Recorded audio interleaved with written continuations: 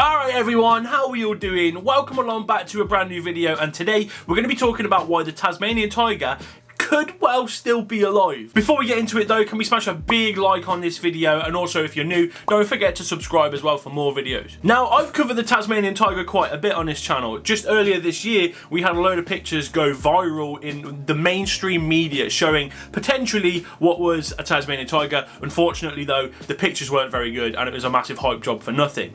Earlier, like a few weeks ago, I had a fella called Rob on the channel talking about potential Tasmanian tiger audio footage that he recorded, and that was a pretty interesting video. Now, if you do want to see those, they're in a playlist on my channel, so after this video, go and check those out. Congratulations everyone, we've done it. Now though, the Tasmanian tiger is completely rife with people thinking they've seen none on the Australian mainland as well as on Tasmania. Searches by the James Cook University in Cairns were also carried out as well in the search for the Tasmanian tiger. Now, when a bit of money's thrown into that by a university, one would think they must have something there to be looking for. You also have Tagoa, which searches for the Tasmanian tiger in Tasmania as well. But there's also another place that we could be exploring as well. We've obviously got people on the Australian mainland having a look. We got people in Tasmania having a look. But should we be searching Papua New Guinea? Papua New Guinea is a big island just north of Australia, and it's said to have once inhabited the Tasmanian tiger, or its science name, the Thylacine. I don't know why I did that. Now, on today's map, you can actually see quite a bit of water between Papua New Guinea and Australia,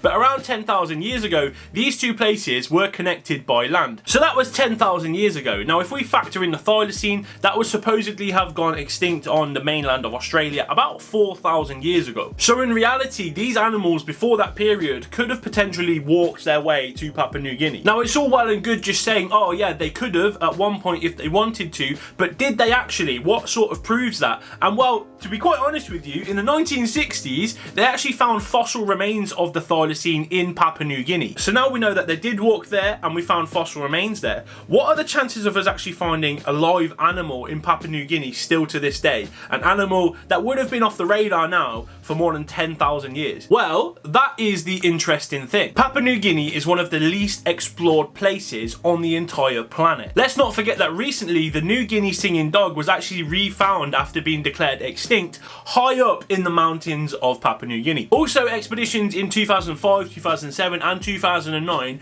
returned new species never before seen ever by anyone, even science. No one's ever seen it, of rats, pigeons, geckos, wallabies, frogs, and a whole host of invertebrates as well. It was a madness. These things never before seen. They found them when they went looking. So that just goes to show you that a bit of exploring on that island turns up a whole host of things. But could it turn up a Thylacine? And as far as that's concerned, have people actually been seeing them? Well, as it turns out, yes, they have. But not only that, and now this is where it gets a little bit weird, they don't know it as the Tasmanian tiger or the Thylacine. They know it as what they call the Dobsenga. In the 1970s, a man by the name of Jan Karasang reportedly had an encounter with two unfamiliar dog-like creatures. He and a few others had built a camp up this mountain for some geologists to do some work on. 1.5 miles up, they sat around their tents just having a bit of food for the evening, and then all of a sudden, two unfamiliar dog-like creatures cautiously approached their tents. One of them was an adult and one of them was a cub, and it said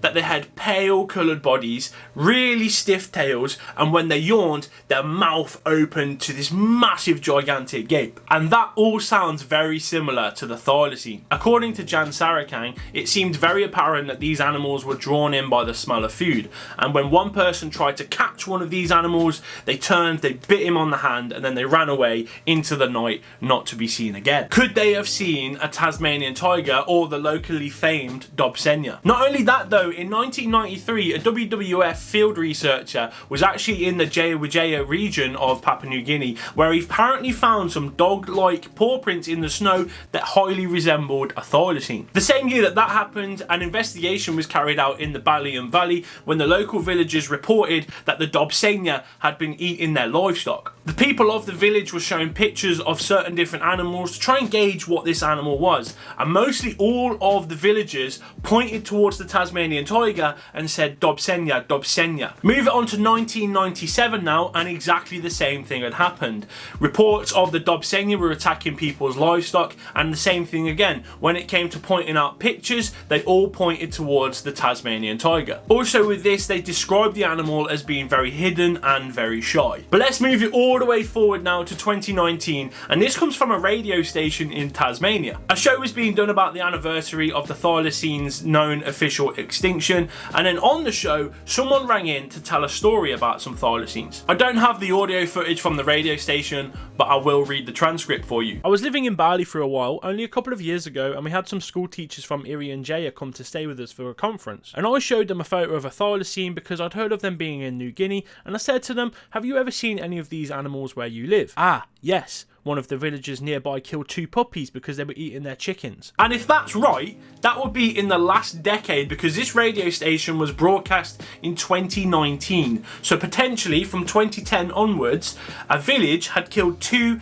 thylacine joeys because it was eating their livestock. So then could it be that the thylacine, or the Dobsenga as it's known in Papua New Guinea, could it still be alive and roaming free over in Papua New Guinea? Could it have potentially gone under the radar for all these years? Considering the fact that new animals are being found to science there quite regularly, and also a lot of places are still unexplored. The locals have a different name for this animal and they can describe it without knowing what it is, but if you show them a picture, they'll point to it and tell you it's the Dobsenga. Does this mean then that we've actually been looking in the wrong place? Maybe we shouldn't be looking in Tasmania. Maybe we shouldn't be looking in mainland Australia. Maybe all efforts and resources should be pushed towards Papua New Guinea in the hopes that the Tasmanian tiger is actually still alive there. What do you guys think though? Does this sound credible to you? Do you think that the thylacine could be hiding out in Papua New Guinea under the name of the Dobsenga? It all sounds quite fascinating to me, and in a region where animals are being found for the first time ever to science, I think what is actually stopping the Tasmanian tiger from popping up,